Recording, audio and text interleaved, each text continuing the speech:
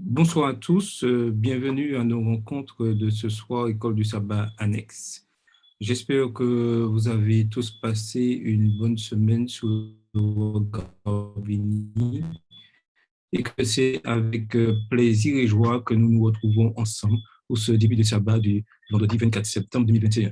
En tout cas, que le Seigneur continue à vous bénir et que vous puissiez toujours constamment fixer les yeux sur lui et ne jamais vous décourager, quoi qu'il arrive. Et surtout, rester en paix avec Christ. Nous allons continuer notre programme avec Carole et nous allons chanter ensemble le numéro 409 de notre hymne louange. Bienvenue à toi, Carole.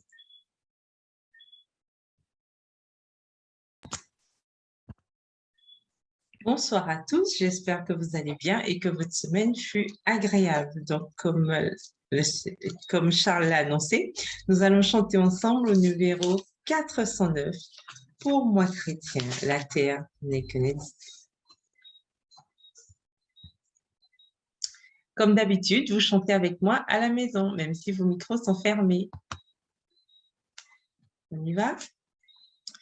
Pour moi, chrétien, la terre est un exil, mais tout est bien, mais tout est bien. Il faut marcher de péril en péril, mais tout est bien, mais tout est bien. Pourquoi les pleurs, la terreur ou l'ennui? Christ est à moi, demain comme aujourd'hui. Au ciel bientôt, je serai tout à lui. Oui, tout est bien, oui, tout est bien. Larmes, travail de tristesse ici-bas, mais tout est bien, mais tout est bien. De Canaan, j'approche à chaque pas. Oui, tout est bien, oui, tout est bien. En vain le monde et son charme trompeur, dont ses liens veut retenir mon cœur. J'avance en paix, les yeux sur mon sauveur. Oui, tout est bien, oui, tout est bien. Encore un jour et j'atteindrai le but. Oui, tout est bien, oui, tout est bien. Et je verrai le pays du salut.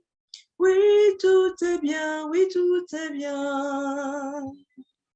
Encore un jour, le monde passera. Pardon, je reprends. Encore un jour, le monde va passer. Ô pèlerin, marche sans te lasser. Bientôt en Dieu, tu vas te reposer. Oui, tout est bien, oui, tout est bien. Merci à tous. À tout à l'heure. Je vais vous inviter à incliner la tête et nous allons prier. Seigneur Dieu, nous voulons vraiment te remercier car tu nous permets d'arriver en ce jour de repos, ce jour de sabbat, afin que nous puissions pleinement nous reposer en étudiant ta parole, en découvrant les merveilles que tu as préparées pour chacun d'entre nous. Nous savons que rien n'est facile dans ce monde, mais nous te demandons de passer ta main puissante et guérissante, apaisante sur ceux qui souffrent en ce moment et qu'ils sentent ta paix, Seigneur, et que nous puissions toujours mutuellement nous soutenir afin que nous puissions avancer pour cette course, cette couronne que tu nous as promis à chacun qui resterait fidèle à ta parole. Nous voulons placer ce moment de rencontre entre tes mains, que tout se passe selon ta volonté, ton Père, ton Fils et pour ta gloire. Amen. Amen. Donc, nous allons continuer notre rencontre ce soir et nous allons passer à la deuxième partie où nous continuons nos instructions au niveau du manuel d'Église. Et comme annoncé la semaine dernière, cette semaine, nous verrons la discipline ecclésiale. C'est vrai que c'est une partie qui n'est guère appréciée, mais ça fait partie des fonctions du fonctionnement de l'Église. Mais n'oublions pas que quoi que nous fassions dans l'Église, nous le faisons toujours avec amour et bonté sous la grâce de Dieu. Je vous ai dit pour commencer ce chapitre, la discipline ecclésiale, la Bible et l'esprit de prophétie enseignent avec clarté et sans la moindre ambiguïté que le peuple de Dieu a la responsabilité solennelle de préserver sa pureté, préserver son intégrité et son ardeur spirituelle. Ces 3 points doivent être préservés dans le fonctionnement de l'Église. Sa pureté, son intégrité et son ardeur spirituelle. Si des membres de l'Église s'en écartent ou se refroidissent et tombent dans l'indifférence spirituelle, elle doit tenter de les reconquérir pour le Seigneur. Voilà le but de l'Église. Si certains oublient, se refroidissent, l'Église, c'est-à-dire chaque membre qui la compose individuellement, doit tout faire pour reconquérir ses membres pour le Seigneur. Et la Bible dit clairement dans Matthieu 18, versets 15 à 18, et ceci est la base de tout membre de l'Église adventiste du 7e jour, doit vraiment être imprégné par ces versets. Si ton frère a péché, va et reprends-le entre toi et lui seul. Première étape, va, reprends-le entre toi et lui seul. S'il t'écoute, tu as gagné ton frère. Mais s'il ne t'écoute pas, prends avec toi 1 ou 2 personnes afin que toute l'affaire se règle sur la déclaration de 2 ou de 3 témoins. S'il refuse de les écouter, dis-le à l'Église. Et s'il refuse aussi d'écouter l'Église, qu'il soit pour toi comme un païen et un publicain. Je vous le dis en vérité, tout ce que vous lirez sur la terre sera lié dans le ciel, et tout ce que vous délirez sur la terre sera délié dans le ciel. Pourquoi je dis que ceci, c'est la base de tout membre, afin qu'il y ait cette paix? Si nous respections vraiment ce verset, beaucoup de problèmes seraient évités au sein de nos communautés. Donc, nous devons vraiment être fidèles à ce texte dans le fonctionnement que nous devons avoir en tant que membres adventistes du 7e jour au sein de l'Église. Lorsque les membres d'Église sont tombés dans quelque faute, suivons minutieusement les instructions données par le Sauveur au chapitre 18 de Matthieu. Suivons bien fidèlement ce qui est dit. Vois, si ton frère a péché, va et reprends-le toi seul. S'il ne t'écoute pas, vois une autre personne. Vois l'Église.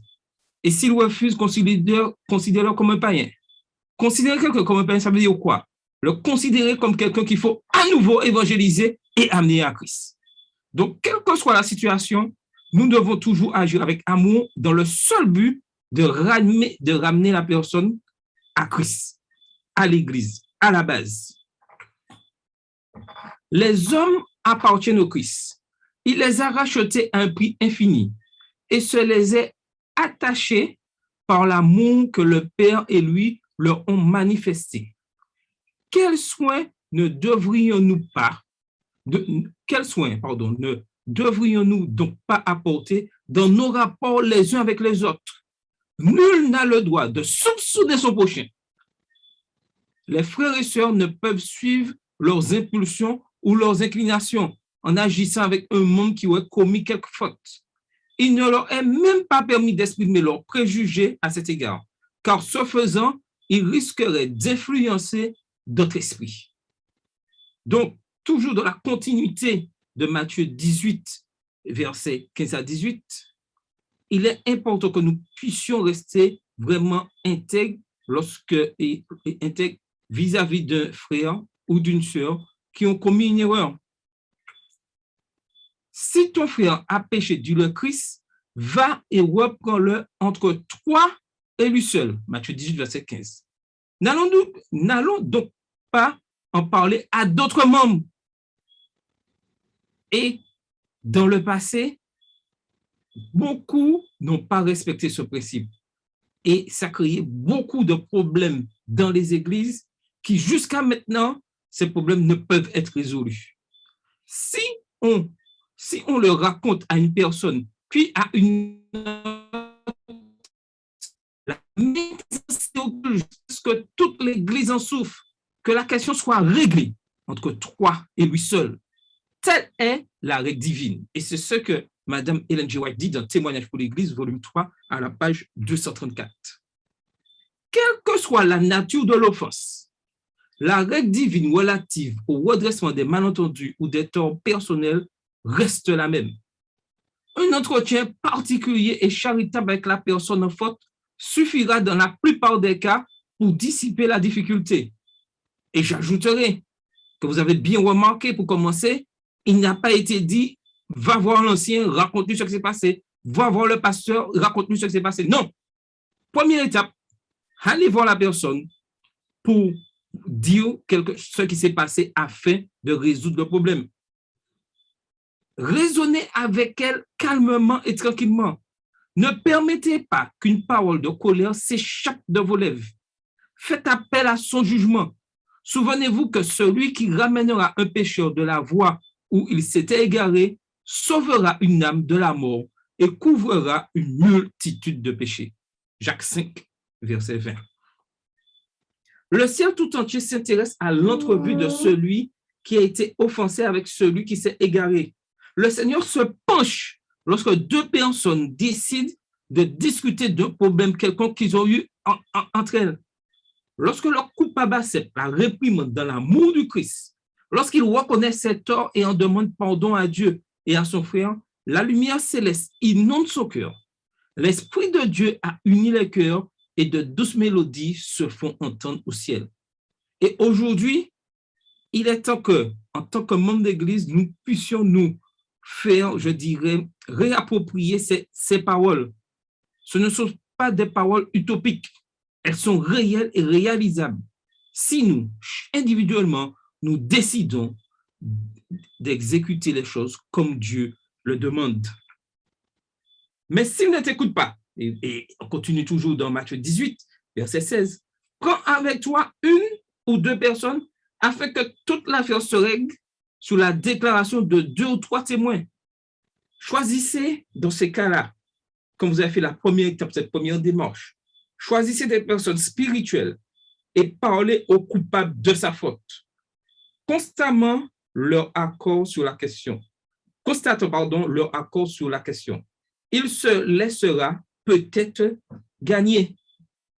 S'il refuse de l'exécuter, que faire? Et le manuel d'Église continue et propose: un comité composé de quelques personnes prendra-t-il la responsabilité de procéder à sa radiation? S'il refuse de l'exécuter, eh bien, dis-le à l'Église. Que ce soit donc l'Église qui décide du sort de ses membres. Et j'aime bien cette phrase-là. L'Église, c'est tous les membres, toute la communauté.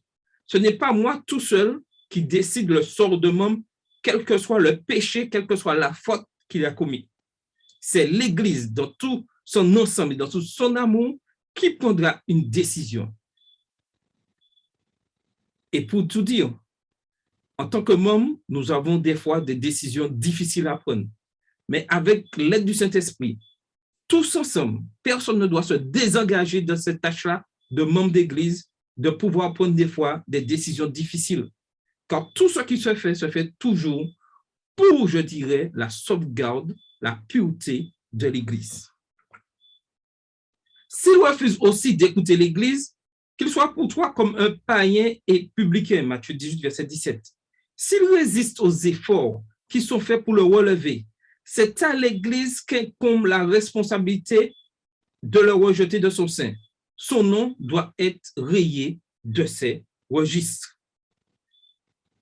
Aucun membre officiant d'une communauté, aucun comité, aucune église n'a le droit de voter la radiation de membres avant que les instructions données par le Sauveur aient été suivies de manière très scrupuleuse. Une fois celle-ci fidèlement observée, l'Église sera en règle avec Dieu. Le mal devra alors être présenté sous son vrai jour. et condamnés pour qu'ils ne se répandent pas. Il faut veiller sur la santé et la pureté de l'Église, afin qu'elle puisse paraître devant Dieu sans souillure, revêtue de la robe immaculée de la justice. Je dit le mal, c'est-à-dire la faute, le péché. Il n'est pas dit l'individu sera rejeté, dit le mal doit être présenté sous son vrai jour et condamné. Et aujourd'hui, malheureusement, certes, nous dévions des principes donnés par Dieu, et en plus, l'ennemi a réussi à faire entrer un sentiment de culpabilité lorsque l'Église décide de rester pure et fidèle à la parole de Dieu. Et il est important que tout ceci, l'ennemi arrive à le faire parce que nous n'avons pas respecté les 3 premières étapes que Dieu a mis en place lorsqu'il y a un problème à résoudre. Donc, des fois, notre manque de fidélité nous pousse à faire entrer dans le système un jeu d'amour, un jeu de pardon, alors que nous n'avons pas respecté les règles. Il ne peut pas avoir d'amour et de pardon si je n'ai pas respecté les règles de Matthieu 18 et versets 15 à 18. Et ceci est très important dans le fonctionnement de l'Église. Et Jésus ajoute dans Matthieu 18, verset 18, « Je vous le dis en vérité, dit Jésus, tout ce que vous lirez sur la terre sera lié dans le ciel, et tout ce que vous délierez sur la terre sera délié dans le ciel. » Mais pour que tout soit lié sous la terre et délié, et ensuite lié dans le ciel, ou délié sur la terre et délié dans le ciel, il faut que les 3 premiers principes soient respectés. C'est uniquement à ce moment que les paroles de Matthieu 18, verset 18, deviennent effectives dans le fonctionnement de l'Église, lorsque l'Église a respecté toutes les règles demandées par Jésus. Ces paroles resteront en vigueur jusqu'à la fin des siècles. L'Église a reçu du Christ le pouvoir d'agir en son nom et de maintenir la discipline parmi les croyants. Il a chargé de régler tout ce qui peut contribuer à leur prospérité, à leur pureté et au bon ordre. C'est à elle qu'elle comble la responsabilité d'exclure de son sein les membres indignes qui, par leur conduite antichrétienne, jetteraient l'opprobre sur la vérité. Tout ce que fera l'Église pour se conformer aux directives de la parole de Dieu sera confirmé par le ciel. Témoignage pour l'Église, volume 3, les pages 235 à 238. Le Rédempteur du monde a investi son Église d'une grande autorité. Il a établi les règles qui doivent être appliquées en cas de difficulté entre les membres de cette Église. Après avoir donné des directives explicites sur la manière de procéder, il ajoute, je vous le dis en vérité, tout ce que vous lirez sur la terre sera lié dans le ciel, et tout en matière de discipline ecclésiale, ce que vous délirez sur la terre sera délié dans le ciel. Ainsi, l'autorité céleste confirme la décision de l'Église envers ses membres pour autant que le précepte biblique ait été suivi. Et ça, c'est très important. Pour que l'action de délier sur la terre, de lier sur la terre ou délier sur la terre et ensuite au ciel soit appliquée, il faut qu'au départ, les préceptes bibliques aient été suivis. Sinon, l'Église se trouve en difficulté et aura des problèmes parce qu'elle n'aura pas respecté les principes que Dieu a mis en place. La parole de Dieu ne permet pas à un homme d'opposer son propre jugement à celui de l'Église, pas plus qu'elle ne laisse soutenir ses opinions contre celles de l'Église. Témoignage pour l'Église, volume 1, à la page 448. Sans discipline et sans gouvernement, l'Église se disloquerait et ne pourrait maintenir son unité en son corps. Dire que l'Église peut fonctionner sans discipline et sans gouvernement est un mensonge. Il faut une discipline et un gouvernement pour que l'Église puisse fonctionner, pour qu'elle reste unie et fonctionner correctement comme Dieu le souhaite. Alors, avant de continuer, est-ce que certaines personnes ont une question ou une réflexion ou un avis à donner avant que je continue?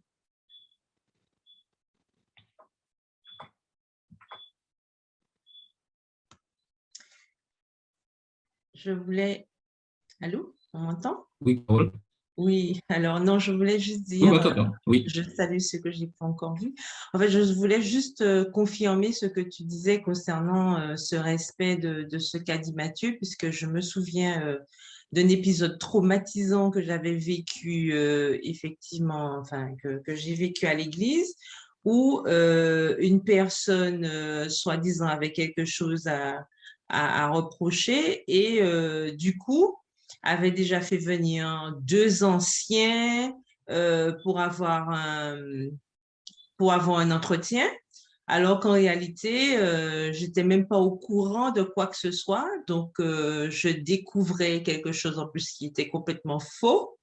Et je trouve effectivement que c'est une situation qui peut pousser parfois des personnes peut-être qui sont jeunes dans la foi ou autres à, euh, à, à un petit peu s'éloigner de l'Église et de sa structure parce que il y a des comportements qui ne sont pas respectés. Et en plus de cela, par-dessus tout, il n'y a aucune excuse par derrière pour, enfin, quand on reconnaît que c'était complètement hors sujet. Et je pense qu'il est important aussi pour les responsables d'église de faire attention à cela. Quand un membre vient se plaindre pour X raisons, la première, enfin, le premier réflexe, à mon avis, devrait être de dire et de référer la personne à Matthieu 18, c'est-à-dire, est-ce que tu as été voir cette personne? Au lieu de jouer le jeu de la personne en convoquant réunion, entretien, etc., je pense que la première démarche, c'est ça. Et souvent, on saute ces étapes-là et on finit par avoir des dissensions à l'église qu'on aurait pu tout à fait éviter parce que souvent, les gens qui soi-disant viennent pour écouter, ne font rien que d'ajouter de l'huile sur le feu parce que tout simplement, ils ne sont au courant de rien. Et comme les premières démarches n'ont pas été faites, pardon, alors ça peut mal finir, alors qu'on aurait pu éviter cela. Donc, il est tout à fait judicieux j'abonde dans ce sens pour ce que tu disais de respecter, et ce que dit le manuel aussi, de respecter cela parce que ça peut éviter beaucoup de dissensions dans l'Église. Tout à fait. Et j'ajouterai une chose importante, que ce soit pour les membres d'église, que ce soit pour les dirigeants, que ce soit pour les pasteurs, c'est-à-dire pour tout membre de l'église adventiste du septième jour. Lorsqu'on vient nous raconter quelque chose sur un frère, il faut avoir le courage d'arrêter la personne dès les premiers mots et lui demander, as-tu vu le frère? Avant de venir, avant que je puisse écouter ce que tu as à me dire. Il est très important que nous puissions individuellement nous discipliner sur ce point-là. Et lorsque nous arrivons à nous discipliner sur ce point-là, nous disons au frère ou à la sœur qui est venu nous voir, est-ce que tu as vu la personne? Est-ce que tu as vu la personne? Si elle vous dit non, vous devez dire tout de suite, va voir la personne avant de me raconter ce que tu as à me raconter. Parce que c'est ce que dit la parole de Dieu dans Matthieu 18, les versets 15 à 18. Puissions-nous vraiment comprendre ceci et mettre en pratique. C'est un effort que nous devons faire. Nous sommes tous coupables. Il n'y a pas de personne. Nous devons tous faire cet effort de pouvoir respecter les principes. Et nous verrons un changement, des changements magnifiques se dérouler au sein de nos communautés. Il y aura toujours des cas, des personnes qui vont rejeter la parole, mais même lorsque nous accomplissons, et ces personnes devront vraiment arriver à la fin du processus, la radiation, le fait de l'avoir fait avec amour, ces personnes n'auront pas une haine vis-à-vis de l'Église parce qu'elles auront compris que nous avons agi avec amour et que nous, surtout, on ne pourra pas nous reprocher car nous avons respecté les principes que Dieu a mis en place. Mon souhait, c'est que chacun de nous puissions comprendre cela, réfléchir et pouvoir mettre ceci en fonctionnement dans notre façon, notre relation vis-à-vis les frères et sœurs au sein de l'Église. Et nous verrons de véritables changements au sein de nos communautés. Et j'en suis vraiment convaincu. La semaine prochaine, si Dieu veut, nous verrons la prochaine étape, les personnes non consacrées qui résistent à la discipline, parce que malheureusement, ça arrive. la sauvegarde de l'unité de l'Église, parce que tout ce que nous faisons, c'est pour sauvegarder l'unité de l'Église, règlement des différends entre membres d'Église, règlement des litiges opposant des membres d'Église en tant que plaignants à l'Église, règlement des litiges opposant l'Église en tant que plaignants.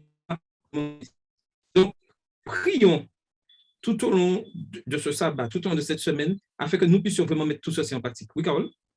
Oui, alors j'avais une question avant que nous puissions clore cette partie.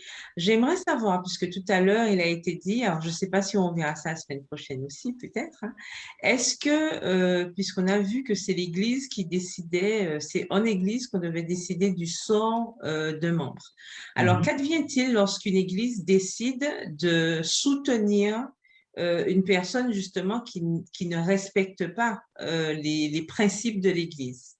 Parce que ça peut arriver, hein, des situations d'ultra-copinage. On aime tellement ce frère, on aime tellement cette sœur que même si elle fait des bêtises, on vote contre. Est-ce qu'il y a est-ce qu'il y a un principe au niveau de l'Église pour cela? Très bonne question que je vais inviter à chacun à être présent lors de nos 2 prochaines rencontres. Mais juste répondre, le manuel d'Église répond à ces cas-là. Ne vous inquiétez pas. Donc, je vous invite toujours à pouvoir être présent lors de nos rencontres pour pouvoir nous rencontrer sur l'instruction de manuel d'Église et nous aurons la réponse à la question de Carole d'ici 2 vendredis, si Dieu veut. Donc, que le Seigneur continue à nous bénir et continuons toujours à nous renforcer dans sa parole, à étudier et vraiment respecter les principes qu'il nous a donnés afin que nous puissions réussir, je dirais, notre vie dans la communauté de l'Église adventiste du 7e jour. Que le Seigneur vous bénisse. Donc, nous allons continuer avec le bulletin, le récit missionnaire.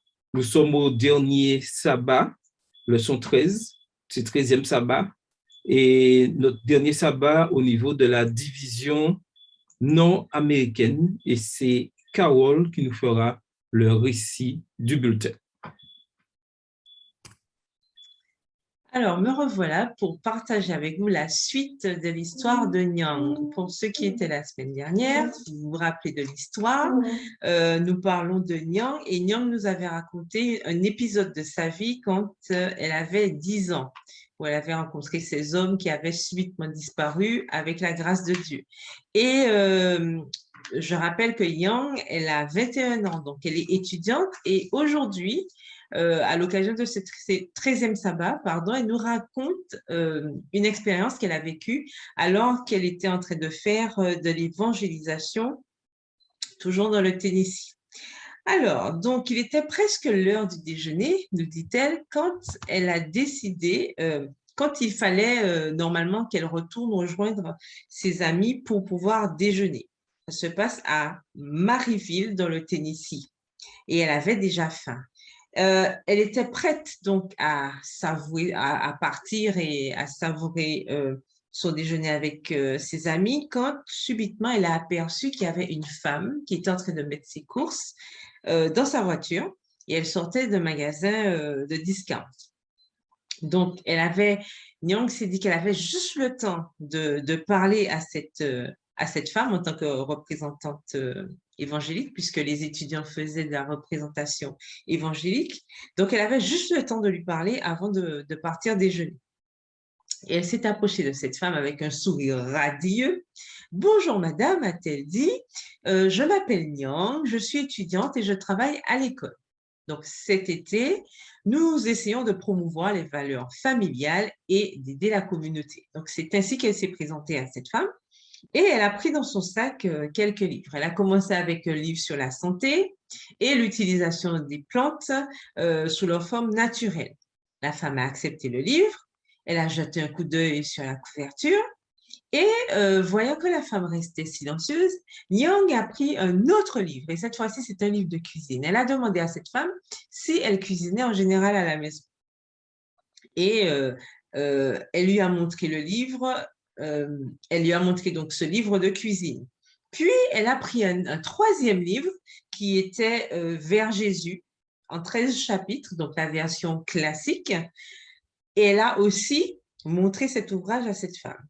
Donc, la dame a regardé les 3 livres et elle les a gardés en main. Elle semblait très intéressée. Mais elle a dit à Nyang, ah, vous tombez mal, je n'ai pas mon chéquier sur moi et je n'ai pas non plus d'espèces. Alors Nyang, tout de suite de répondre, mais nous acceptons aussi les cartes bleues, si cela vous convient le mieux. Et cette femme au départ lui a répondu, ah non, je ne pense pas que je vais utiliser ma carte puisque mon mari n'aimerait pas ça. Mais en même temps, elle a continué à tenir fermement les livres entre les mains et elle semblait ne pas vouloir les vendre. Donc, Nyang a sorti plusieurs autres livres, dont Jésus-Christ et la tragédie des siècles, écrit aussi par Ellen White. Et apprenant que la femme avait des enfants, elle lui a montré plusieurs livres pour enfants. Ah, la dame a dit, oh là là, tous ces livres sont si bons. Et elle ne savait pas quoi choisir.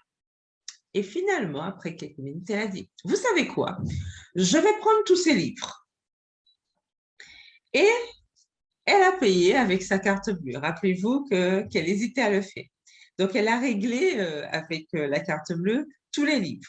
Et après avoir effectué la transaction, Nyang lui a demandé si elle pouvait prier avec elle.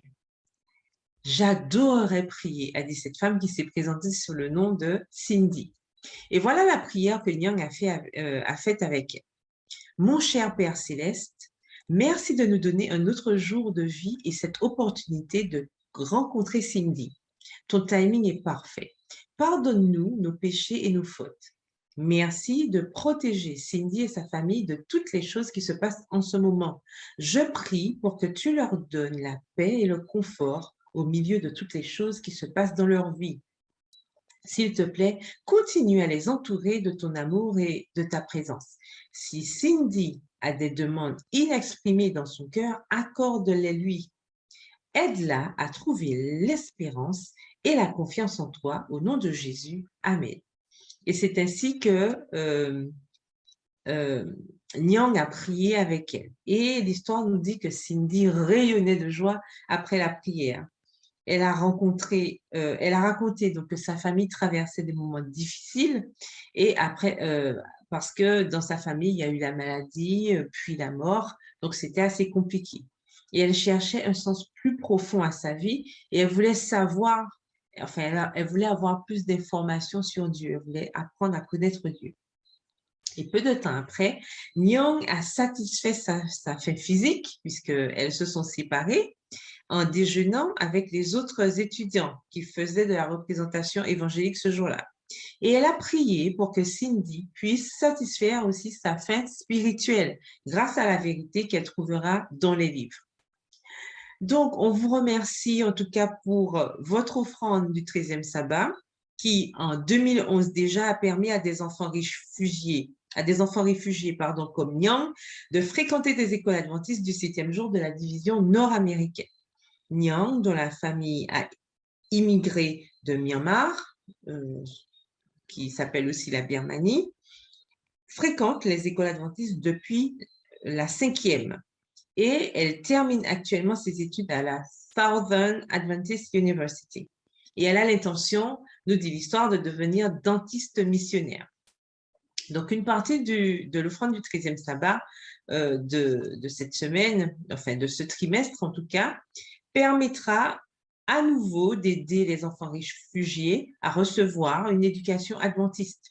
L'offrande aidera également la division nord-américaine à construire des logements pour le personnel missionnaire de l'école adventiste du 7e jour de Palau, dans l'océan Pacifique, à achever la 2e phase d'un gymnase multifonctionnel à l'école indienne adventiste du 7e jour de Holbrook, dans l'État américain de l'Arizona, et à ouvrir une église et un centre communautaire adventiste du 7e jour dans la ville isolée d'Igloolik, au nord du Canada. Merci en tout cas déjà pour votre généreuse contribution à la propagation de l'Évangile dans la division nord-américaine.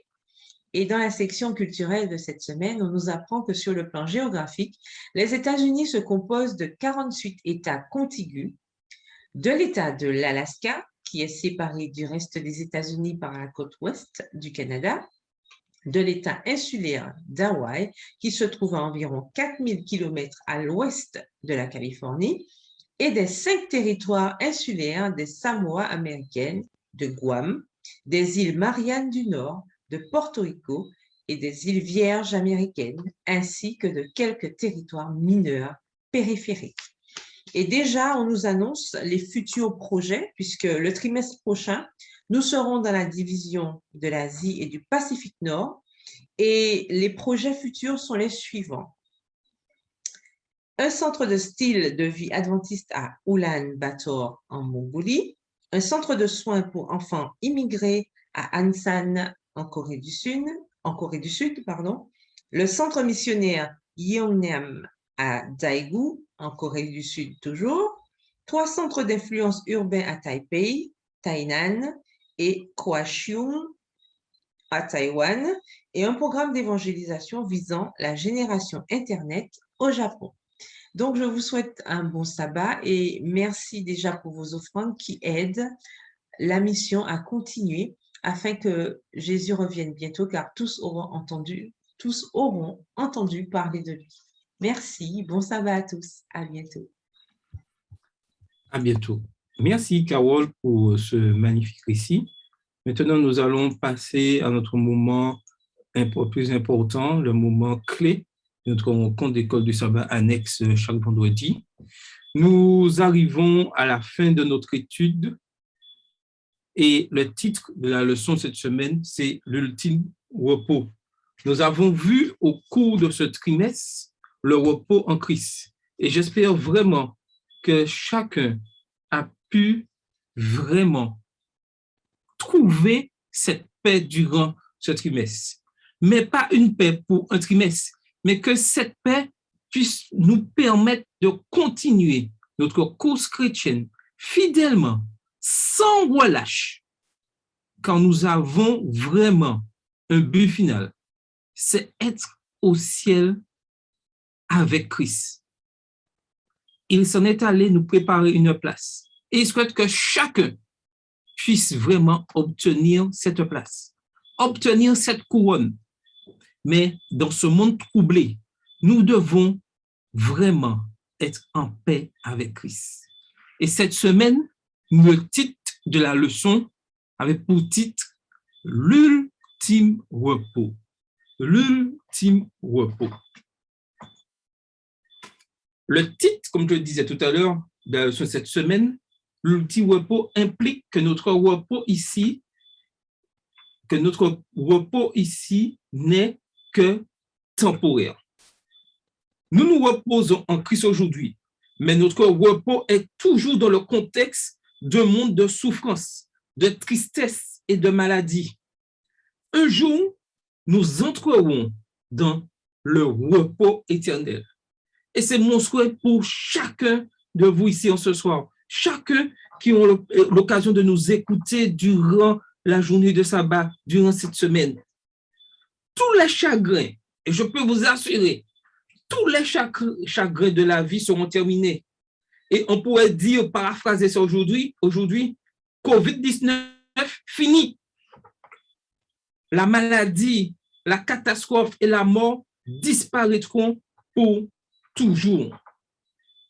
Jésus donna à l'apôtre Jean, exilé sous l'île de Patmos, une vision de lui-même. Cette vision de Christ donna à Jean l'encouragement et cette espérance. Dans les révélations prophétiques, Jean vit l'histoire de l'Église chrétienne et les événements climatiques à la fin de l'histoire de cette terre. Le livre de l'Apocalypse se termine par un nouveau ciel et une nouvelle terre, introduisant le repos ultime de Dieu. Et nous savons que la Bible ne ment pas. Tout ce qui est dans la Bible est vérité. Avant ce repos ultime, il est dit, il y aura des signes spécifiques indiquant pleinement le retour de Jésus. Dans Matthieu 24, Jésus décrit ces événements de la fin des temps qui adviendront avec une fréquence croissante avant sa glorieuse seconde venue.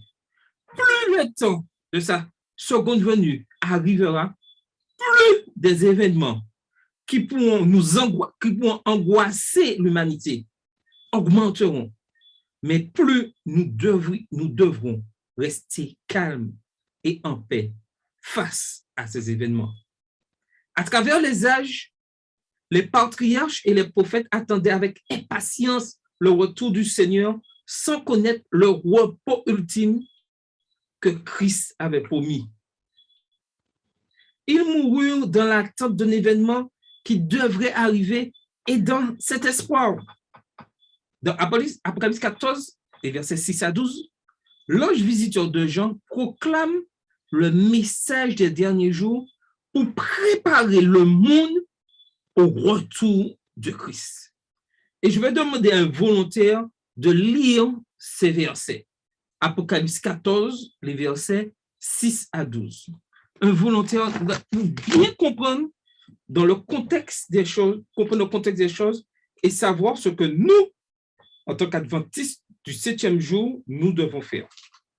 Donc, un volontaire pour lire Apocalypse 14, les versets 6 à 12.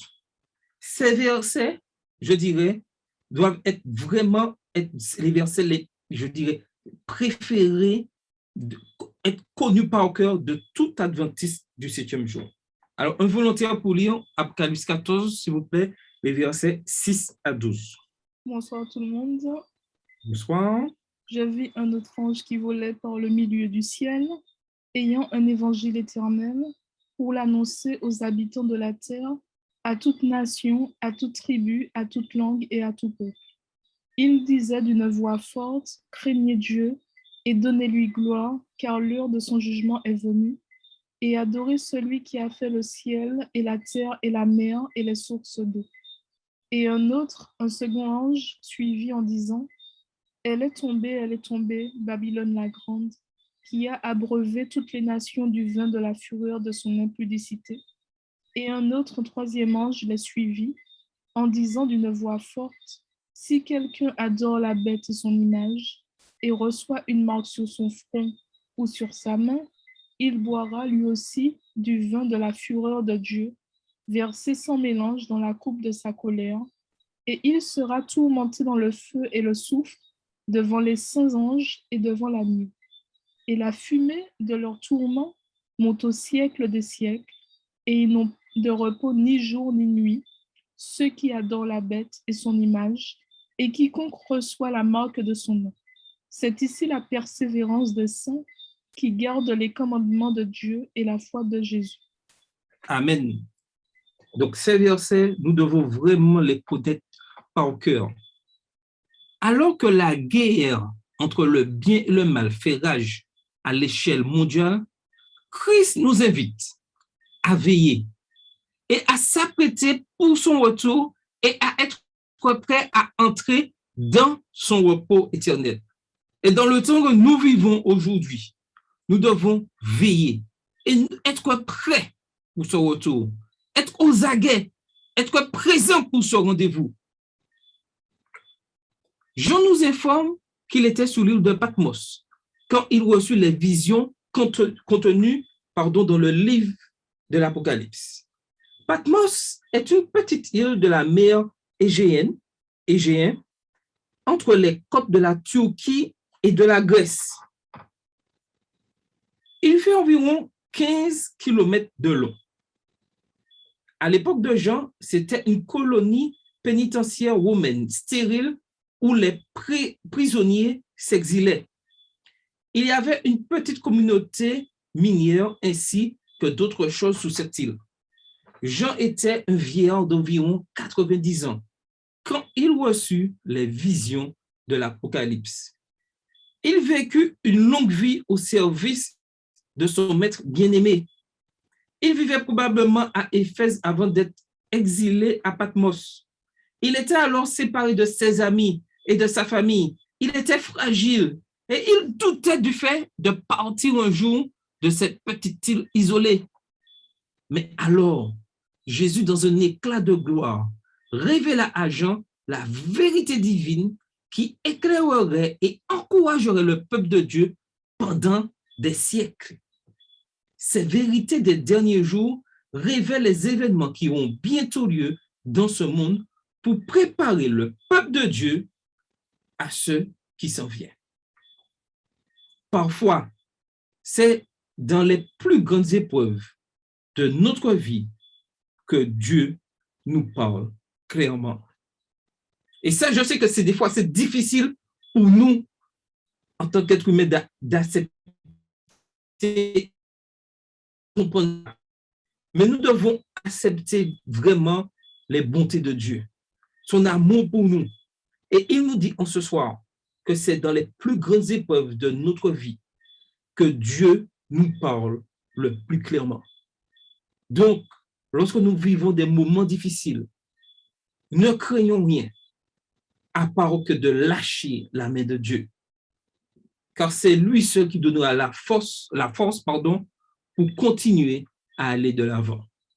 Alors, quelqu'un voudrait-il ajouter quelque chose, ou s'il y a quelqu'un un témoignage dans ce sens, avant qu'on puisse continuer, partager comment il voit les choses par rapport à ce texte-là? Quelqu'un voudrait-il ajouter quelque chose avant que je continue?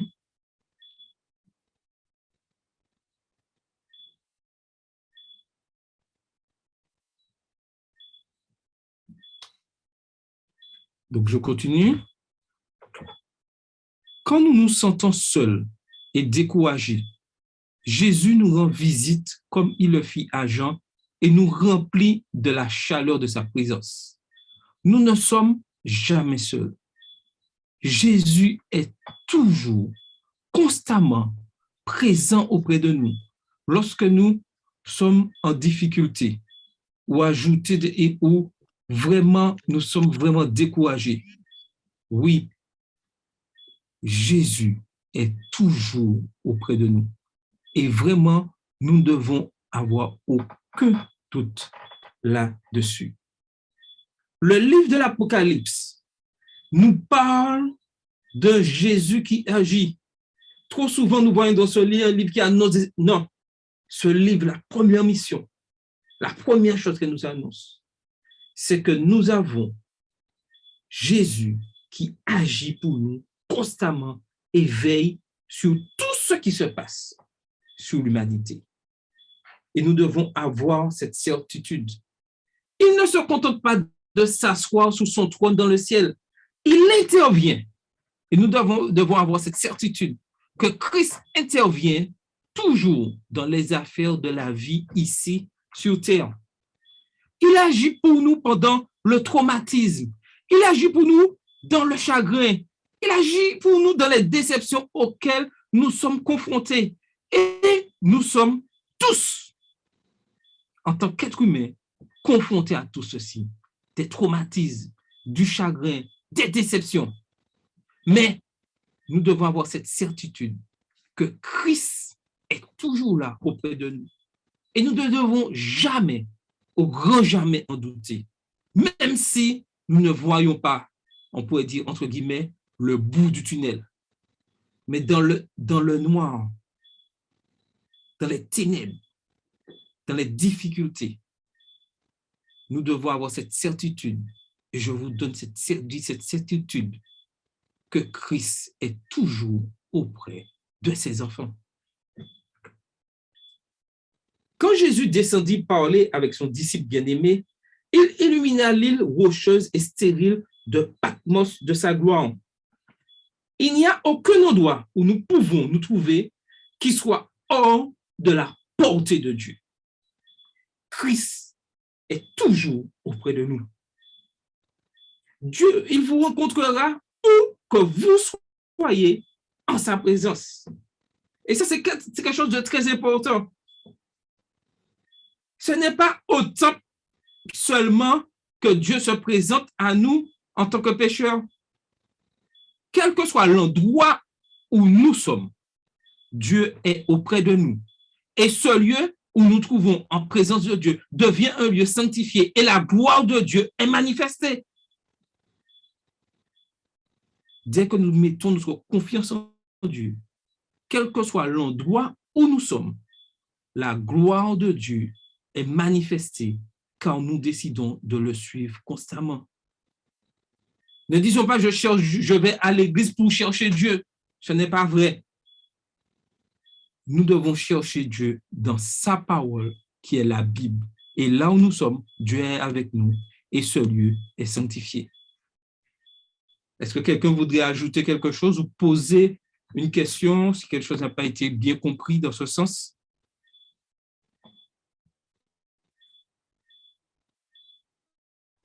Est-ce que quelqu'un voudrait ajouter quelque chose? Oui, Carole? Alors, oui, non, je voulais juste ajouter à tout ce que tu as dit, puisque bon, c'est plus trop clair, mais que justement l'assurance de ce repos que nous avons en Jésus-Christ nous permet de passer des difficultés de manière plus souple, en fait, puisque le fait de savoir que nous avons Christ dans notre vie, c'est vrai que ça n'empêche pas d'avoir les difficultés, ça n'empêche pas d'avoir les différentes épreuves, les écueils que nous rencontrons. Par contre, le fait de savoir que nous avons une personne sur qui on peut compter, la personne de Jésus, qui sera avec nous tout le temps, puisqu'on nous parle d'ultime repos, n'est-ce pas, qui nous prépare justement à ce grand jour où nous pourrons vraiment, vraiment, vraiment nous reposer, je pense que ça nous aide à avancer un pas après l'autre, à avancer jour après jour vers justement ce repos-là. Et je crois que c'est une façon pour nous aussi de nous soumettre vraiment à Dieu pour lui permettre de nous aider, même lorsque nous nous sentons faibles, de nous aider justement à affronter les différentes difficultés que nous avons, puisque nous savons que les choses ne vont pas s'améliorer, hein, faut pas la Bible est claire là-dessus. Par contre, nous savons que plus nous allons compter sur Dieu et plus nous aurons la force justement de supporter quels que soient les obstacles qui vont se présenter. Et ça, c'est une bonne nouvelle, une excellente nouvelle même. OK. Odile, vous voulez intervenir? Oui, bonsoir à tous. Bonsoir, C'est Odile. juste une question pour tout le monde. Est-ce que nous devons rechercher Dieu ou c'est le contraire, c'est Dieu qui doit au contraire nous faire le premier pas vers nous? Si nous ne le faisons pas, est-ce que Dieu peut faire le premier pas vers nous si nous n'allons pas à sa rencontre? Il y a une image que j'ai toujours aimée lorsqu'on présente, c'est dans l'Apocalypse, il dit que Jésus frappe à notre cœur. Et l'image montre que Jésus frappe, mais à l'extérieur, il n'y a pas de poignée. La poignée est à l'intérieur. Dieu est constamment prêt à nous aider, mais nous devons ouvrir la porte. Dieu ne force jamais la porte de notre cœur. Il frappe, il frappe, il frappe. C'est à chaque individu d'accepter que Christ entre dans notre cœur. En quelque sorte, Dieu est toujours présent auprès de nous. Mais est-ce que nous le laissons entrer dans notre vie? Est-ce que nous le laissons agir? Voilà la chose. Dieu est toujours auprès de chaque être humain, toujours là prêt à l'aider. Mais nous devons ouvrir cette porte. Oui, Carole? Donc, c'est Oui. lui. Vas-y, vas-y. Donc, c'est lui qui fait le premier pas. Il fait le premier pas et c'est à nous d'ouvrir la porte.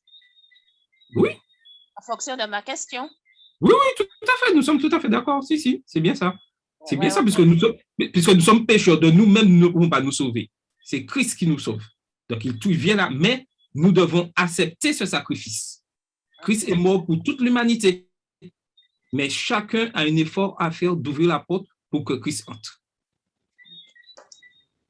OK? Oui, Carole, tu voulais ajouter quelque chose? Oui, je voulais juste dire que, enfin, par rapport à la question qu'Odile posait, effectivement, c'est toujours Dieu qui vient à l'homme. C'est dès le début, de toute façon, c'est lui qui nous a créés, c'est lui qui nous enseigne, et c'est toujours lui qui est venu à nous. Par contre, comme j'aime à dire, c'est un gentleman, il ne va pas nous forcer. Et Attends, c'est vrai. Carole.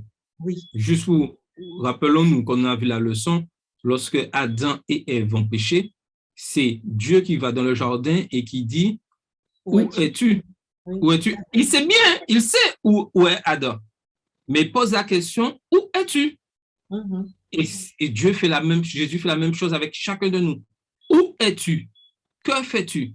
Je viens te chercher, je veux te sortir de là où tu es. Excuse-moi, Carole, vas-y, continue. Non, non, vas-y. C'est bon. En fait, je voulais dire, oui, c'est tout à fait ça. C'est toujours Dieu qui est en quête de nous, puisque naturellement, de toute façon, l'homme s'éloigne de Dieu, malheureusement. Pourtant, il est créature de Dieu. Par contre, Dieu vient toujours nous chercher. C'est toujours lui qui l'a fait, c'est toujours lui qui le fera d'ailleurs. Et c'est lui qui met en nous le vouloir et le faire. C'est lui qui met en nous ce sentiment, cette envie d'aller vers lui, de toutes les manières. Donc, on voit que même à la base, il y a toujours ce désir que Dieu met en nous d'aller vers lui. Donc, même quand quelqu'un dit oui, j'ai envie, c'est comme l'histoire qu'on a vue tout à l'heure avec Nyang, où la dame à qui elle a vendu les livres disait qu'aujourd'hui, elle a envie de connaître Dieu, elle sent qu'elle veut en apprendre plus. Ben, c'est toujours Dieu qui met en nous ce vouloir et le faire. C'est lui, la foi, en fait, c'est un don de Dieu. Et comme c'est un don, ça veut dire que c'est toujours lui qui est à la base. Donc, c'est toujours cet être merveilleux qui nous permet d'avoir cette envie. Par contre, quand il se présente c'est à nous d'accepter ou pas le deal qu'il nous offre, parce que ça vient avec un package. Quand on accepte Dieu dans sa vie, c'est pas compartimenté, c'est tout ou rien. Et c'est pour ça d'ailleurs, on nous dit, je crois que c'est dans Matthieu, qu'on ne peut pas servir deux maîtres de toute façon. Il faut choisir. Et quand on choisit Dieu, ça vient avec aussi des sacrifices, ça vient avec une compréhension différente de ce qu'on était avant de connaître Christ. Et c'est vrai que ça, souvent, ces sacrifices-là, tout le monde n'est pas prêt à les faire. Et c'est ce qui parfois crée des disparités dans notre compréhension de la parole de Dieu, dans notre compréhension de ce que Dieu veut pour nous. Parce que souvent, on veut Dieu, mais en même temps, on veut autre chose. Or, avec Dieu, c'est tout ou rien. Donc, il vaut mieux choisir tout avec Dieu que rien sans lui. Voilà. Ok, merci, Carole. Donc, comprenons que Dieu nous rencontrera où que nous soyons afin d'être présents. Il veut que chacun de ses enfants soit présent avec lui. Apocalypse, le livre d'Apocalypse est rempli d'espoir. Et en ce soir, j'aimerais que chacun puisse avoir cette certitude de voir en ce livre de l'Apocalypse un livre qui est rempli d'espoir, un livre rempli d'espérance. Celui qui est avec nous à travers son Saint-Esprit vient bientôt dans la gloire pour nous ramener à la maison. Voilà le but du livre de l'Apocalypse. Nous faire comprendre que Dieu, Christ, le Saint-Esprit, souhaite que chacun puisse l'accepter afin de le ramener à la maison. Jean déclare dans Apocalypse 1, verset 7, « Voici, il vient avec les nuées et tout œil le verra. » Tout œil verra le retour de Christ. Aucun œil ne pourra le voir et éviter cette rencontre. Tout œil le verra. Mais quelle sera ma position? Dans quel état je serai quand Christ reviendra? Quelle sera ma situation? Voilà la question capitale que nous devons nous poser et que chacun individuellement sait et connaît la réponse. Les signes du retour de Jésus, Jésus parle à ses disciples d'un moment où Jérusalem serait attaquée et détruite par une armée. Luc 21, verset 20. Cela se produisit en l'an 70 après Jésus-Christ, lorsque Titus, le général romain, envahit Israël et assiégea la ville. L'historien Joséphus décrit les effets dévastateurs du siège. Il dit que les affamés venaient souvent se battre dans un petit morceau de pain. Les enfants arrachaient souvent la nourriture de la bouche de leurs parents. Ni frère ni sœur n'avaient pitié de l'autre. un boisseau de maïs était plus précieux que l'or. Imaginez-vous dans quelles circonstances ces gens étaient là en 70 après Jésus-Christ. Il y eut des cas pendant le siège où les parents préparaient et mangeaient leurs enfants qui mouraient. Joséphus poursuit. Poussés par la faim, certains mangeaient du fumier, certains leur sel, certains le cuir dépouillé de leur bouclier, certains encore du foin dans la bouche quand leurs corps furent trouvés. Les effets de l'attaque de Jérusalem par les Romains étaient horribles et dévastateurs. Avant la fin, un incendie se déclencha et des milliers d'autres moururent dans les flammes. Dans les années 1970, les archéologues ont découvert la maison d'une famille aristocratique qui fut brûlée jusqu'au sol dans les flammes pendant le siège de l'an 70 avant Jésus-Christ. Cette maison est un témoignage remarquable de l'intensité des flammes et du degré de dévastation et de destruction totale. Les questions des disciples à ce moment-là. Quand Jésus parlait à ses disciples de ce désastre à venir, ils pensaient que la destruction ne pouvait arriver qu'à la fin du monde. Pour cette raison, ils lui demandèrent, quand cela arrivera-t-il et quel sera le signe de ton avènement de la fin du monde? Matthieu 24, verset 3. Les disciples posaient en fait deux questions totalement différentes. L'une des premières questions était, quand cela arriverait-il? Se réfère à la chute de Jérusalem et la destruction du temple. La première question. Leur deuxième question était, quel sera le signe de ton avènement et de la fin du monde? Vous remarquez bien que ce sont deux questions différentes et qui ont reçu deux réponses différentes. Dans sa réponse écrite dans Matthieu 24, Jésus combina alors les deux événements. Il parle des événements qui mèneraient à la destruction de Jérusalem en l'an 70 et ces événements serviraient d'aperçu de ce qui se passerait juste avant sa deuxième venue. Dans Matthieu 24, Jésus mentionna les signes qui précéderaient son retour. Ces signes révèlent la proximité de sa venue. Je précise bien, ces signes révèlent la proximité de sa venue. Ces signes ne disent pas quel jour que Dieu viendra. Nul ne connaît le jour. Dieu donne des signes qui annoncent sa venue afin que son peuple, afin que les enfants qui ont accepté Christ puissent vraiment se préparer et avoir cette certitude, ce réconfort que bientôt ils seront libérés. Le Sauveur ne donna pas de date pour sa venue, mais il nous parle à des signes qui nous permettraient de reconnaître son imminence.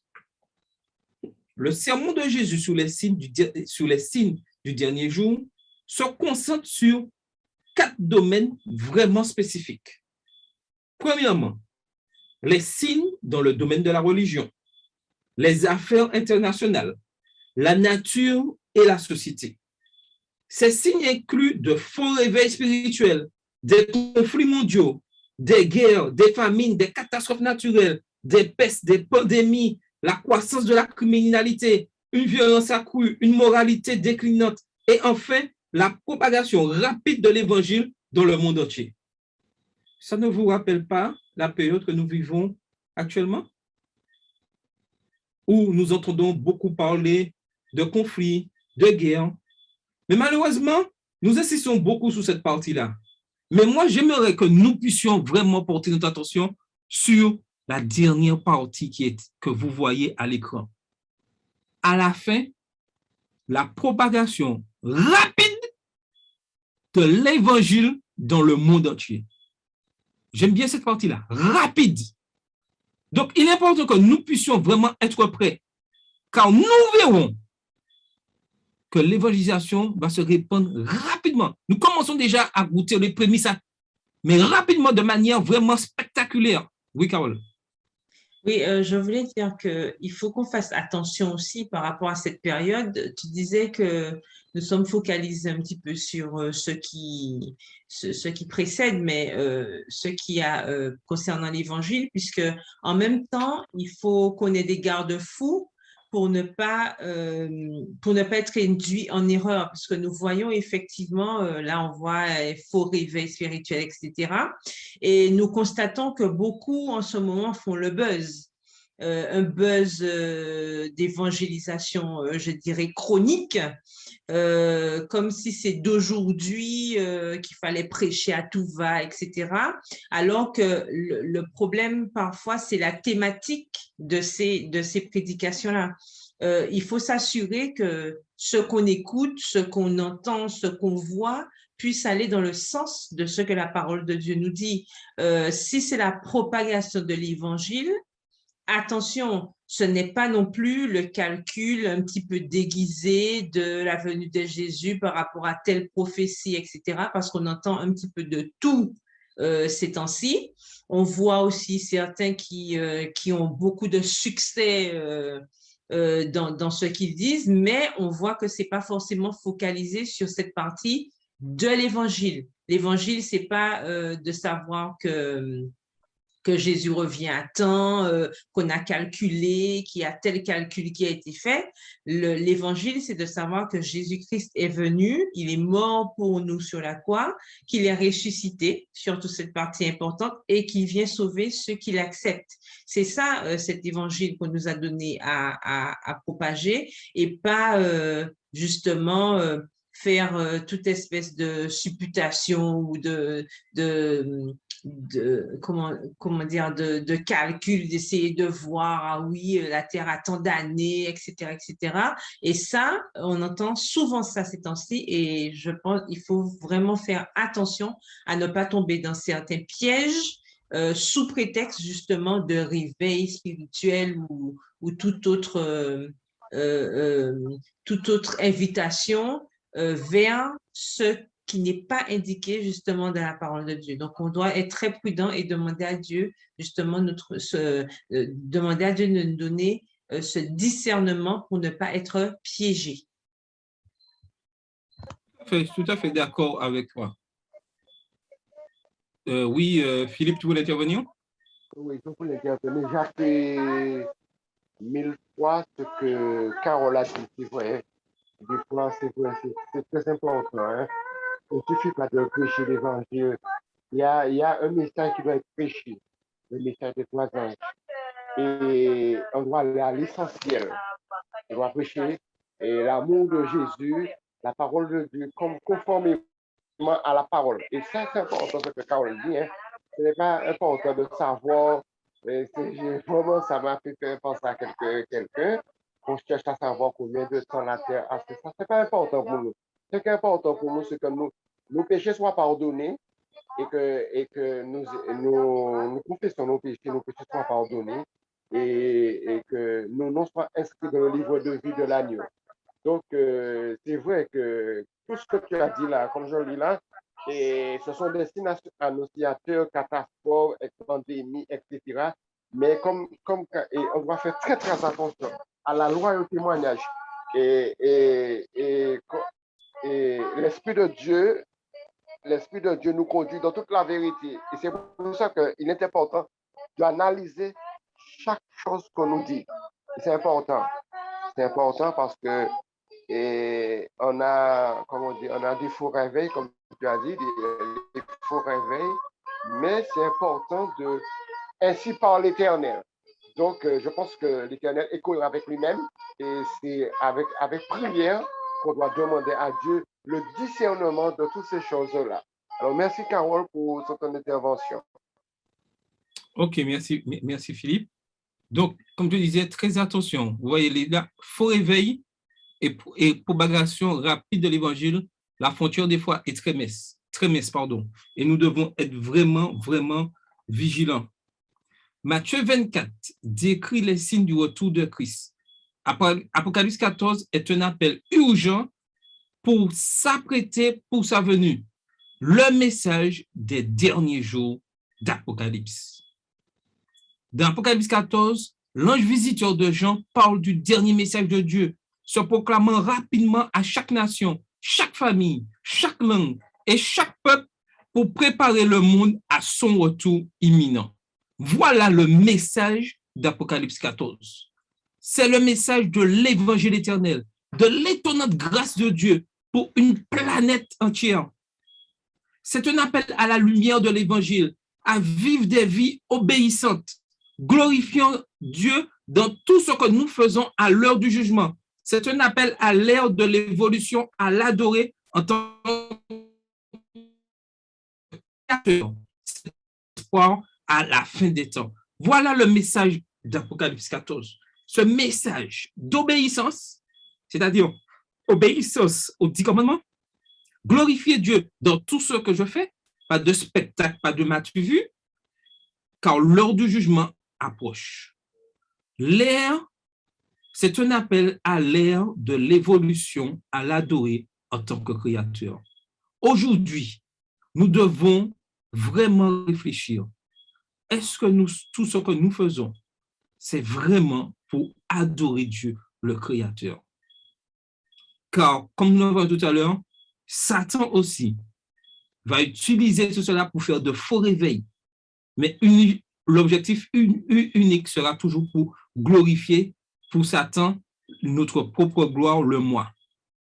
Réfléchissons bien à la manière que nous adorons Dieu dans nos actions, dans nos paroles, dans tout ce que nous faisons. Est-ce que des fois nous ne cherchons pas plus le spectacle matu-vu qu'une véritable adoration que Dieu souhaite? C'est une question que nous devons vraiment réfléchir individuellement dans cette période de temps de la fin et vraiment être accrochés à la parole de Dieu. Jésus nous défendra au jugement et présentera sa vie de justice à la place de notre vie d'injustice. L'apôtre Jean nous donne cet encouragement. Et si quelqu'un a péché, nous avons un avocat auprès du Père Jésus-Christ le juste. 1 Jean 2, verset 1. Et ceci est très important. Nous avons un avocat. Et pour que cet avocat puisse nous défendre, il faut que nous puissions reconnaître que nous avons péché. Et le sang de Christ nous lave. Le jugement final de Dieu, je peux vous le dire en ce soir, sera juste. Il n'y aura aucune erreur. Tous ceux qui seront au ciel leurs péchés ils seront purifiés par le sang de Jésus-Christ. Et tous ceux qui seront condamnés, c'est qu'ils ont refusé le sang de Jésus-Christ. Il n'y aura aucune erreur. Et personne ne pourra remettre en doute ce jugement. Car devant Dieu, il n'y a aucune hypocrisie. Il connaît le cœur de chacun d'entre nous individuellement. Il ne peut y avoir d'erreur. Si c'était les hommes qui jugeaient, si c'était moi qui jugeais, il y aurait eu beaucoup d'erreurs. Car je ne suis pas parfait. Mais Dieu, Jésus, qui est juste et qui est mort pour nos péchés, il sait qui, sincèrement, ce sera pleinement confessé et ceux qui n'auront eu qu'une apparence de confession. Nous ne pouvons tromper Dieu. Son jugement sera juste. Nous avons un choix à faire afin de rester fidèles à sa parole. Nous pouvons tromper les hommes, nous pouvons tromper l'Église, mais nous ne pourrons jamais tromper Dieu. Et il est important que nous puissions individuellement répondre à cette question. Suis-je véritablement fidèle à la parole de Dieu? Il ne peut représenter que ceux qui lui donnent leur vie et par la foi acceptent sa vie et sa mort pour eux. Et comme je le disais il y a 2 semaines, il y a un courant qui fait croire que Dieu va pardonner tout le monde et que nous serons tous sauvés, sans exception. Ce n'est pas vrai. Christ ne pourra représenter que ceux qui lui ont donné leur vie et par la foi accepteront la vie de Christ et sa mort pour eux. C'est uniquement par ce chemin-là que nous pourrons obtenir la vie éternelle. Et c'est l'ennemi Satan qui fait croire que tout le monde va être sauvé. Comme dit la chanson, entre guillemets, nous serons tous au paradis. Ce n'est pas vrai. Nous aurons un choix à faire. Malheureusement, certains feront le mauvais choix. Réjouissez-vous toujours dans le Seigneur. Et quelles que soient vos difficultés, voilà la réussite de l'ultime repos. Se réjouir toujours dans le Seigneur. Emprisonné à Rome, l'apôtre Paul écrivit une lettre d'encouragement aux croyants de Philippe. Certains commentateurs de la Bible surnommèrent le livre de Philippiens l'épître de la joie. Dans cette courte lettre de 4 chapitres, Paul utilise les mots joie ou réjouissance à plusieurs reprises. Le thème du chapitre 1 est joie dans les épreuves. Le thème du chapitre 2, joie dans l'humilité. Le thème du chapitre 4, joie dans l'abandon de soi. Et dans le chapitre 4, joie de la gratitude. Voilà ce que Dieu nous demande aujourd'hui. Voilà cette attitude que nous devons avoir face aux souffrances du monde, face à la maladie qui règne, face à tous ces conflits qu'il y a. Avoir cette joie dans l'épreuve lorsque je suis malade, cette joie dans l'humilité, être saint, la joie dans l'abandon de soi, laisser Dieu agir dans ma vie, quoi qu'il arrive. C'est que Dieu dirige toutes choses et être toujours reconnaissant tant que nous avons ce souffle de vie en nous, être toujours reconnaissant que Dieu nous donne cette vie. Paul avait appris à vivre dans la joie de Christ parce qu'il avait découvert comment se reposer en Christ. Avons-nous découvert comment nous reposer en Christ? Aujourd'hui, c'est capital que nous puissions connaître cette réponse. Il croyait, il avait la certitude que Christ le fortifierait dans toutes les situations et pourvoirait à ses besoins. Et voilà ce que Dieu nous demande, que nous serons toujours, que nous ayons cette certitude que nous sommes fortifiés dans toutes les situations, bonnes ou mauvaises, et que Dieu pourvoira toujours à nos besoins. Toujours. Même si je dois passer par la mort, je sais que Dieu a préparé une place pour moi. Et nous devons avoir cette certitude. Oui, Carole. Oui, et je voulais, pour compléter, dire à tout ça qu'il ne faut pas oublier la notion de reste. C'est un reste qui sera sauvé. Et un reste qui sera sauvé, pourquoi? Parce que ce sont eux, et la Bible nous le dit, c'est celui qui persévérera jusqu'à la fin qui sera sauvé. Donc, il s'agit pour nous, en tant que chrétiens, individuellement, de faire toujours cette auto-analyse, de faire cette auto-évaluation pour voir où on en est, puisque ce n'est pas dans la majorité que l'affaire va se passer. Ça, il faut que ce soit clair dans notre tête. Ça va rester un reste. Et qui dit reste, dit petit nombre. C'est-à-dire que, comme tu l'as dit tout à l'heure, ça ne va pas concerner tout le monde, puisque tout le monde ne va pas accepter. Et parmi ceux qui ont accepté, il y aura encore un reste, puisque nous ne savons pas qui, voilà, puisque le bon grain livré, etc. Donc, on doit vraiment se cantonner, s'accrocher à ce pilier qui est vraiment la pierre de l'angle, Jésus-Christ, parce que c'est vraiment en restant accroché à lui, vraiment, vraiment de toute notre force, de toute notre âme. C'est vraiment en aimant Dieu plus que tout que nous allons réussir. Parce que sans quoi, on risque de se laisser happer par différentes choses qui nous assaillent par-ci, par-là, comme on dit, par tout vent de doctrine ou par toute situation, même des situations de la vie qui peuvent nous éloigner de notre objectif principal. Et c'est pour ça que chaque jour, nous devons lutter avec la grâce de Dieu pour pouvoir demeurer ferme, parce que s'il a parlé de reste, si cette notion-là est si importante dans la parole de Dieu, c'est que ça a un sens et ça a un poids. Et c'est pour cela que nous devons chaque jour lutter afin de pouvoir faire partie de ce reste-là, puisque l'histoire nous a montré, l'histoire du monde nous a montré que vraiment cette notion de reste a toujours été, même on l'a vu avec l'histoire d'Israël, on le voit encore aujourd'hui, cette notion de reste qui chaque jour se précise.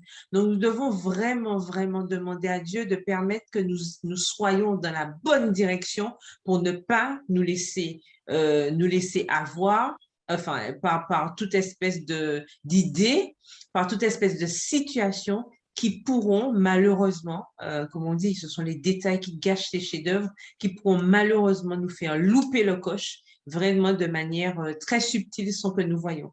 Donc, il faut vraiment que Dieu nous aide dans ce sens afin de ne pas nous perdre en chemin, en fait. OK. Donc, il y a Philippe qui a levé la main. Oui, je veux l'intervention de Carole.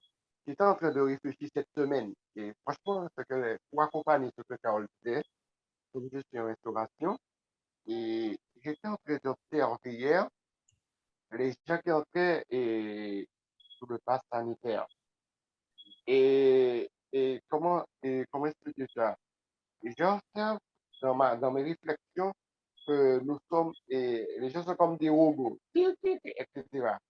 Et quand j'entends les avis des autres, et c'est important que, et comme elle a parlé du reste, c'est vrai, c'est comme Gédéon, l'histoire de Gédéon. Gédéon, Dieu, et on voit que le christianisme, c'est pas une petite affaire, hein. C'est dans les restes qu'on va voir si nous aimons Dieu vraiment.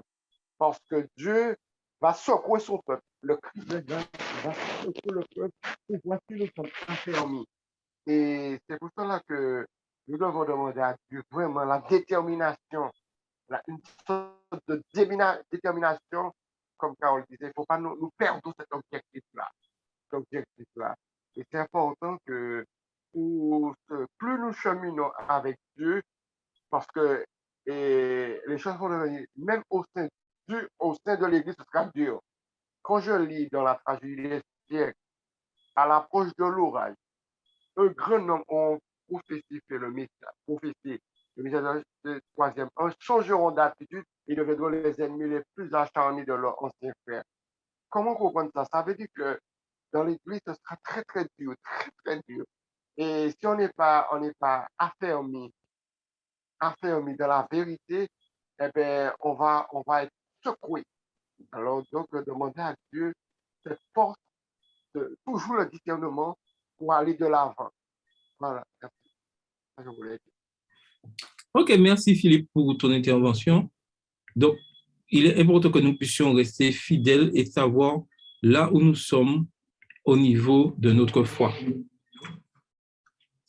Sa confiance était fixée sur la réalité divine que sa cité est dans les cieux et qu'un jour Christ transformera le corps de notre humiliation en le rendant semblable au corps de sa gloire. Il attendait avec impatience la venue du Sauveur Jésus-Christ. Attendons-nous cette venue avec impatience? Il pouvait se réjouir toujours dans le Seigneur. Philippiens 4, verset 4. Parce qu'il avait une confiance absolue en la providence de Christ, dans le présent et de l'accomplissement de son plan éternel de l'avenir. Sa déclaration, le Seigneur est proche, lui donna la paix de Dieu qui surpasse toute intelligence. Et voici ce que nous devons dire au Seigneur. Le Seigneur est proche quand nous voulons avoir cette paix de Dieu qui surpasse toute intelligence. Et c'est là que doit être la force de tout membre de l'Église adventiste du 7e jour, de ce reste, pouvoir rester en paix, pour montrer que nous ne sommes pas troublés, car nous avons une espérance, le Seigneur est proche. La paix de Dieu surpasse toute intelligence. Il faut que nous sachions rester calmes dans la turbulence et ne pas rentrer dans ces conflits d'aujourd'hui. Laissez la parole de Dieu nous transformer.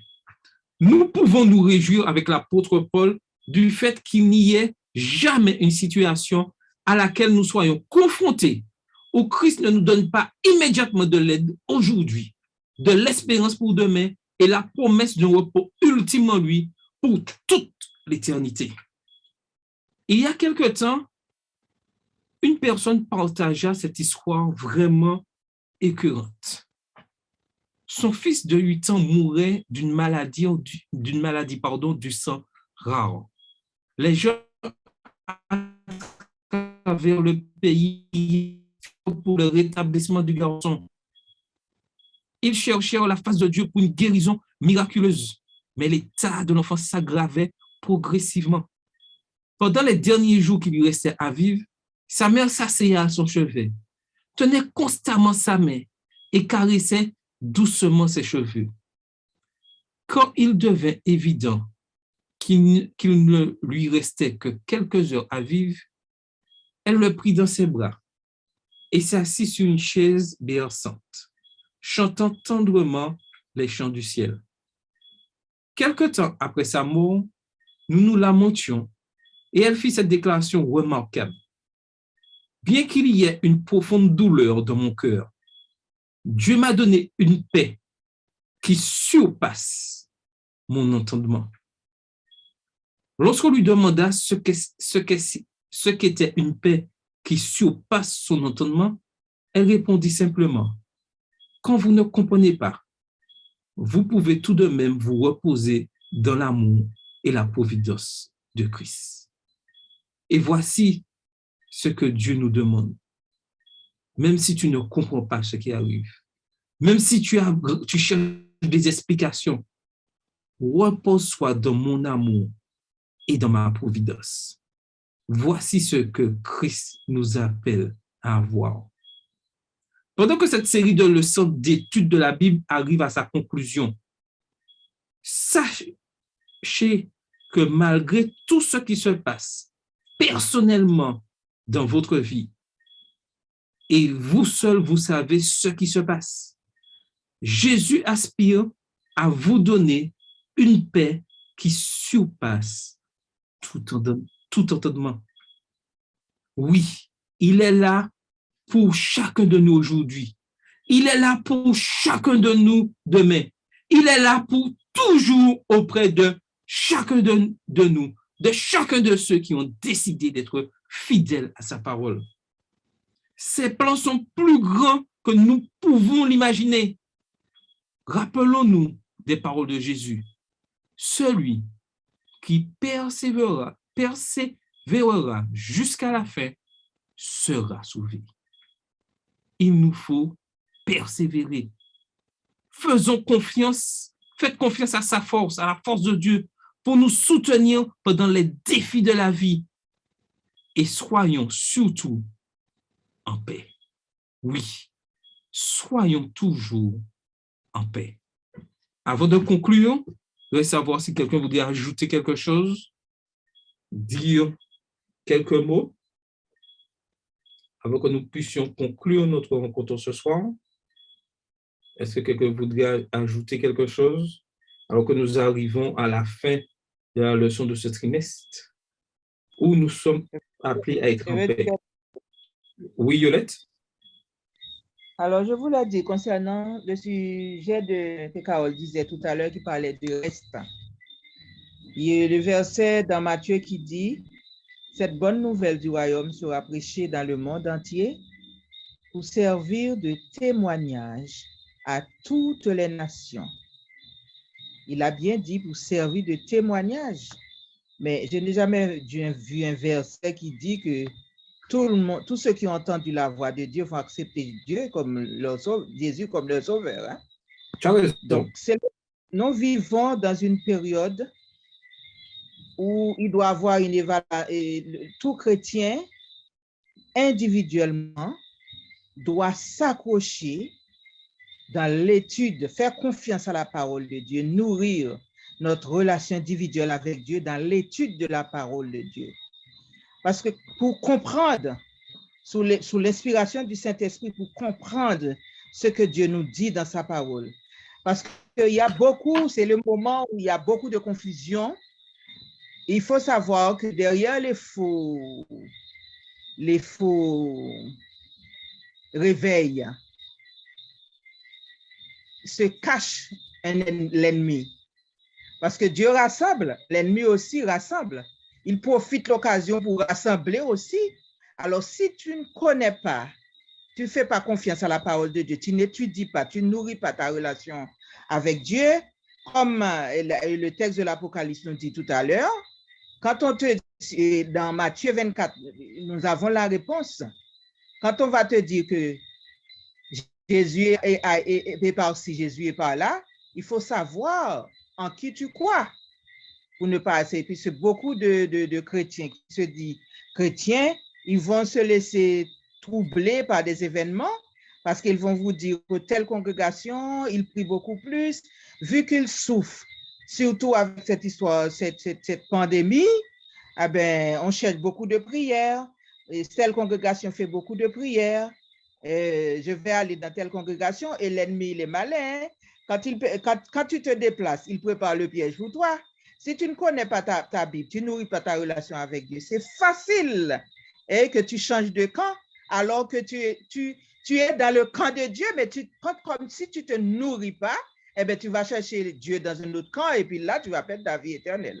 Alors, c'est le moment de nous accrocher et faire confiance à Dieu et à savoir que nous avons la Bible comme notre repère, c'est ce que Dieu nous donne. Nous avons le Saint-Esprit, nous avons la Bible, hein? Surtout avec cette période où il n'y a pas beaucoup de temps en temps, l'église est fermée, les églises sont fermées. Donc, il faut apprendre à nous nourrir spirituellement, nous-mêmes avec Dieu, avec la Bible, sous l'aide du Saint-Esprit, pour ne pas nous laisser troubler. C'est ce que je voulais dire. Tout à fait. Et avant de donner la parole à Carole, je reviens sur la partie à la fin, nous avons vu. Enfin, la propagation rapide de l'évangile au monde entier. Ce n'est pas écrit « le monde entier sera évangélisé, va accepter Christ ». Il est écrit « propagation rapide de l'évangile ». C'est-à-dire le message. Ce que dit la parole de Dieu, avant son retour, il faut que le monde entier ait entendu parler de Jésus-Christ. Il n'est pas dit que le monde entier acceptera Jésus-Christ. C'est pour ça que nous, individuellement, notre mission, ce n'est pas de remplir les églises, ce n'est pas d'amener plusieurs personnes. Gloire à Dieu si les gens acceptent, viennent. Notre but est de proclamer l'évangile et d'avoir le témoignage de Jésus. Voilà la mission que nous avons en tant que membres adventistes du 7e jour. Amen. Et ouais. Okay. Oui, Carole. Oui, tout à fait. Donc, j'aborde dans tout ce que je viens d'entendre aussi. Vraiment, Yolette, merci pour cette intervention, puisque ça allait tout à fait dans le sens de ce que je voulais dire. Aujourd'hui, plus que jamais, après tout ce trimestre, on nous a parlé du repos sous toutes ses formes. Nous devons vraiment comprendre que nous arrivons de plus en plus à l'apogée vraiment de ce monde, à l'apogée de ce monde, et que de plus en plus, la parole de Dieu qui ne ment pas, qui est toujours fidèle, nous aurons de plus en plus des situations qui vont nous peut-être essayer de nous ébranler, qui vont peut-être nous pousser à remettre en question certaines choses. Mais il ne faut pas oublier que, premièrement, l'Église, c'est l'Église de Dieu. C'est pas l'Église de l'homme, c'est l'Église de Dieu. Donc, l'Église de Dieu est bâtie forcément sur la parole de Dieu et l'Église de Dieu subsistera de toutes les manières. Deuxièmement, il ne faut pas oublier que les promesses de Dieu sont certaines et ce qu'il a dit va forcément arriver. Maintenant, ce n'est pas notre rôle de savoir quand, mais c'est notre rôle par contre de savoir comment nous allons nous trouver lorsque ce jour arrivera. Ça, par contre, ça c'est à nous de voir, puisque Dieu nous donne tous les outils pour que nous puissions chaque jour travailler à notre caractère, travailler, puisque c'est la seule chose avec laquelle nous monterons, si nous avons cette chance, ben, c'est la seule chose que nous allons emporter et il nous donne de quoi travailler sur notre caractère et c'est pour ça qu'il est important pour nous de faire ça chaque jour. Et aussi, troisièmement, se rappeler que quel que soit ce qui arrive dans ce monde, quelles que soient les situations qui peuvent arriver, n'oublions pas, comme avait dit le sage, il n'y a rien de nouveau, il n'y a rien de nouveau sous le soleil. Donc, s'il n'y a rien de nouveau sous le soleil, ça veut dire que ce sont des choses qui sont arrivées déjà. Et les prophéties qui se réalisent de toute façon, toutes ces situations horribles que nous voyons se profiler, ce sont des choses que le monde a vécues, mais qui prennent beaucoup plus d'ampleur. Parce qu'aujourd'hui, la communication est accrue, on voit beaucoup plus de choses, il y a des réseaux à tout va, etc. Et on a l'impression que c'est, oh, wow, on est étonné, on est ébahi, parfois on est triste, on est en colère, on est dégoûté, enfin, on a toute espèce de sentiments qui se battent à l'intérieur de nous. Mais n'oublions pas que malgré tout cela, certes, nous sommes des humains, nous sommes pécheurs, nous sommes faillibles, mais par la grâce de Dieu, il nous offre ce repos et cette paix par rapport au fait que nous avons accepté de le suivre, que nous avons compris et que nous faisons tout. Yolette a mis l'accent tout à l'heure sur la parole de Dieu. Faisons attention à cette parole parce que c'est elle qui va nous soutenir.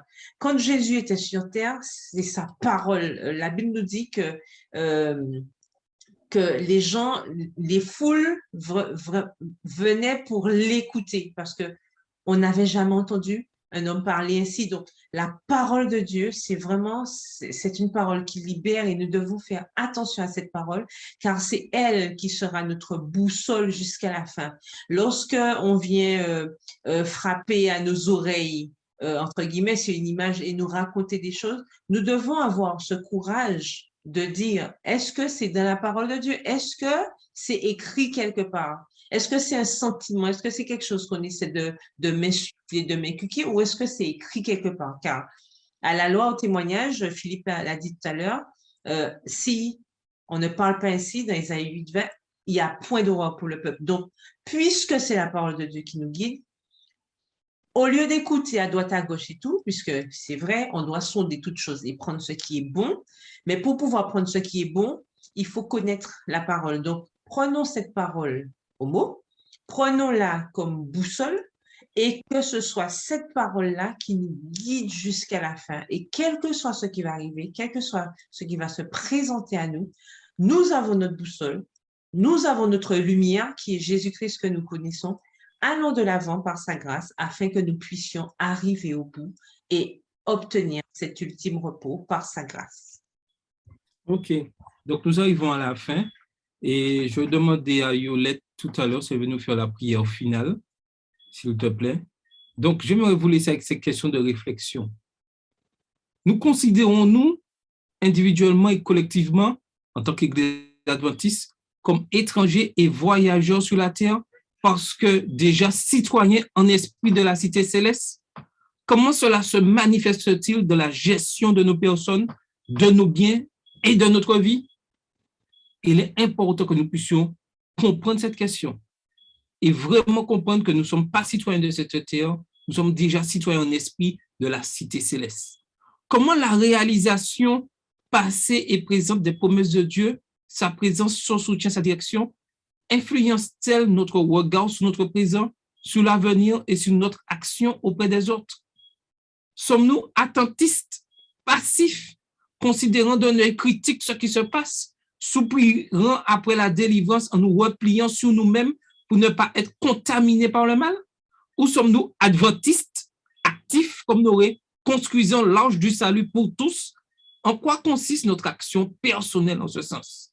Et comme je le disais la semaine dernière, dans l'instruction manuelle d'Église, aujourd'hui, Dieu souhaite avoir de véritables adventistes du 7e jour et non des attentistes. Malheureusement, il y a trop d'attentistes. Il y en aura beaucoup de plus en plus. Mais c'est un reste fidèle à la parole de Dieu. Adventiste du 7e jour, qui activement construit l'arche du salut pour chaque individu. Voilà notre mission. Faut-il construire la cité céleste ou bien la recevoir comme cadeau de Dieu? Quelle attitude implique chacune des deux options? De quoi témoigne-t-elle?